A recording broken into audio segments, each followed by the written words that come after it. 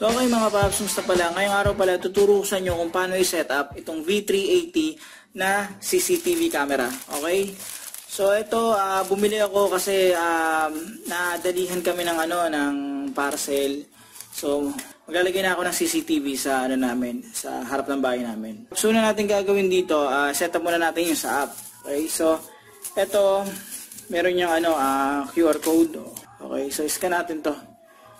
Ayan, nakalagay naman dito yan. So, ayan. So, ayan siya mga paps. B380 Pro.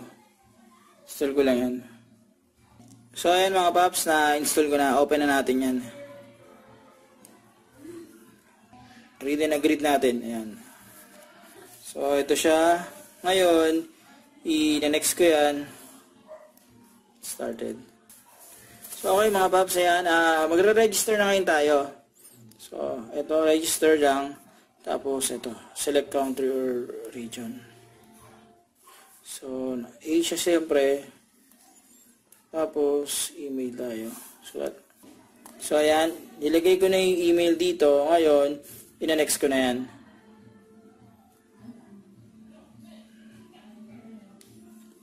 Makakakuha ko ng verification code sa email ko. Ina-next ko na yan. Nakuha ko na yung verification code.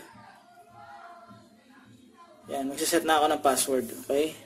So, kapag nakapag-set na kayo ng password yan, i-confirm ko lang yan. Okay? So, yan. Confirm ko na. So, nakalagay yan, save password to Google. Hindi ko na i-save muna yan. Inanatnaw ko na lang. Okay? Tapos, kailangan na akong maglagay ng password dito. So, login ko na. So, ayan siya. Nakapasok na ako sa pinaka-interface niya. Ayan. Nakalagay na dyan yung mga kailangan gawin. So, ang gagawin ko dito mga paps, isasaksak ko na itong camera. Okay? So, ito, yan siya. Ito yung pinakasaksakan. Nakita nyo naman yan dito. Ito, kakabit ko yan dito. Yan. Tapos, sasaksak ko na to.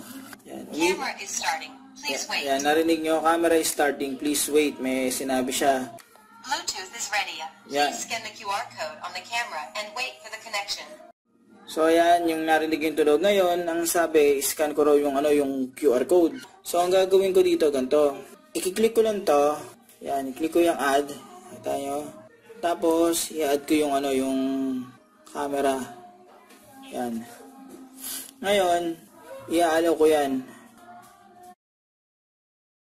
Nakita nyo, hanapin yung scan QR code on the device. So, ang i-scan nyo dapat yung QR code na nakalagay dito sa camera. So, yan, gaganyan ko yan. Ilagay ko muna ito dito. Yan, para maano ko. Scan ko. So, ini-scan ko na to. Ayan. So, ayan. So, kailangan enable yan, yung permission, ito. Location. While using the app na lang. Tapos ito, i-ano nyo rin yung permission na to. Ayan, Bluetooth permission. I-allow nyo na lang yan mga paps. Okay, ito pa, enable settings. Yung B380 Pro wants to turn on Bluetooth. Yan, i-allow ko yan.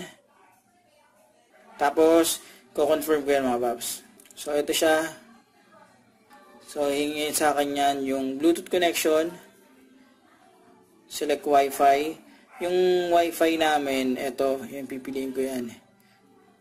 Lagay ko lang yung password mga paps. So ayan mga paps, i-confirm ko na yung connection sa Wi-Fi. Receive configuration information. Yan. Connecting. Network connected. Yan.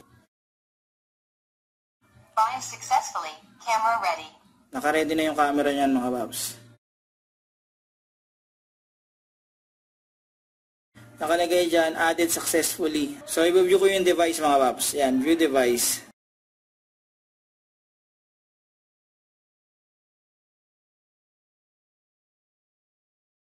So, ito, i-skip lang natin yan.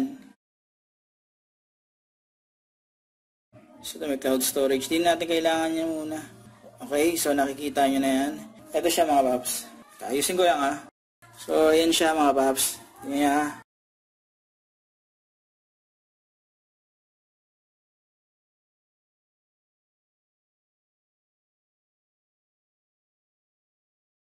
So okay mga paps, ito yung magandang features nito. Tignan nyo So kontrolado ko na dito sa cellphone yan. Pwede ko siyang i-zoom yan. Antayin nyo na, i-zoom ko. Tapos nun, kung meron kayong ibang CCTV na ganito rin, pwede nyo i-connect, multi-screen nyo lang, makikita yung iba dyan. Tapos na ito, pwede siyang i-screenshot, yung parang kukunan mo ng picture, tatap mo lang to. So, yan, makikita nyo. So, connect. Yun. Yun ang save to album na picture na yun. Yung video naman ito. So, yan, pwede siyang mag-recording. Tayo nyo naman yan, di ba? Yan. Na-save din sa album yan. Tapos dito, pwede kang magsalita. Yan, ito may mic yan. Pwede kang magsalita dito pag tinap mo yan. Yan. Yan, narinig nyo. Narinig nyo, pwede magsalita. Diba? Ganon. Tapos dito, yan. Ito naman, pag nagsalita ako, maririnig ko dito. Kumbaga, pag nagsasalita ako sa camera, maririnig ko dito sa cellphone. Lakas ang feedback eh. So, tas ilaw, ito may ilaw yan. Ito, ilaw. Ayan. So, i-on ko na lang. Ayan. Ayan nyo. Oh, may ilaw yan. Ito, yung parang yung mag-a-alarm ka. Yung, yan. Pag ganyan, merong, yan, under surveillance daw. Parang, nag-a-alarm lang. Tinatakot yung mga posibleng magnakaw. So, yan siya mga paps. So, ang susunod natin dito mga paps, yung pinaka-SD card. So, yung SD card, pinasok ko na dito. Yan, pinasok ko dyan. Ayan, nakapasok na dito. Tapos, eto siya, yung app natin, di ba? So, tingnan nyo to. Pupunta kayo dito. Yan. Tapos, dito sa settings. Yan. Pupunta yan. Tapos, nakalagay dito, format micro SD card. So, format natin yan. Yan. Formatting. Yan. Formatting completed. Oh, completed na yung yung pagkaka-format niya. Titignan natin yung recording settings. So ito siya Yung recording settings yan nandito. Yan, continuous recording, event recording, record audio. Okay, so mayroong HD, SD. So alam niyo na yan. Tapos nakalagay dito, yan. Nakalagay dito, yan, format 32 GB below is 64 exFAT, ayan. Ngayon, para malalaman natin o saan natin makikita kung ano yung mga nilalaman yan, yung SD card na yan. So, dito yan mga paps. Halimbawa, tinap natin yan. So, makikita nyo dyan, dito, mayroong playback. Ayan may playback din sa taas. Ayan So, pag tinap nyo yan, may nakalagay yung cloud sa micro SD. So, pag tinagin mo yan, yan, makikita mo yan dyan. So, ayan mga paps, nakita nyo na. Ngayon, paano yung malalaman yung kung ano yung mga recording nyo? Ito siya, Yan. So, ito, 4 minutes lang, tapos itong isa, yan, 4 minutes lang din yan. Ayan. Nakikita nyo yan, Nakikita nyo naman, di ba? So, nakikita yan dyan, mga babs. Ganito, tatandaan nyo, Yan. Pag kayo tap kayo nyan, yung playback nyan, nandito. Yan yung pinaka-replay nyan. Playback, punta kayo sa micro SD card. Pagka punta nyo sa micro SD card, yan, timeline agad na nakalagay yan, punta kayo sa event. So, ito yung mga recording nyo, makikita nyo yan, mga babs. So, okay mga paps, ngayon, eto, ilalagay ko na to sa labas. Imamount ko na to sa labas, yan. Para nakaset na siya.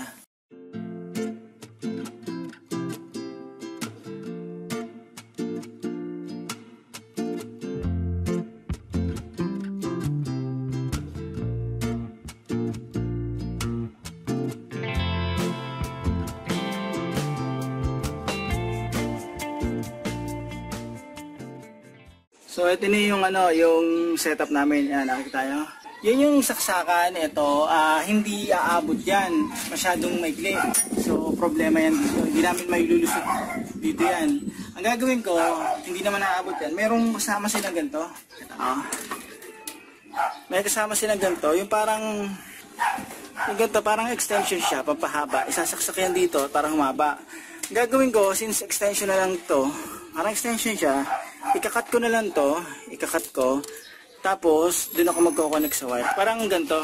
Para mailusot ko to dito, ikakat ko to, kakat ko, tapos papadaanin ko rito. Okay, so bali magko-connect na lang ako sa sa loob o kaya kahit dito, basta mapalusot to dito. Yan. Siya yan. Tayo naka-connect yan, tapos isa yan. So putol na yan. Yan. Ito yung kaduktong yan. Iduduktong ko na sa loob yan.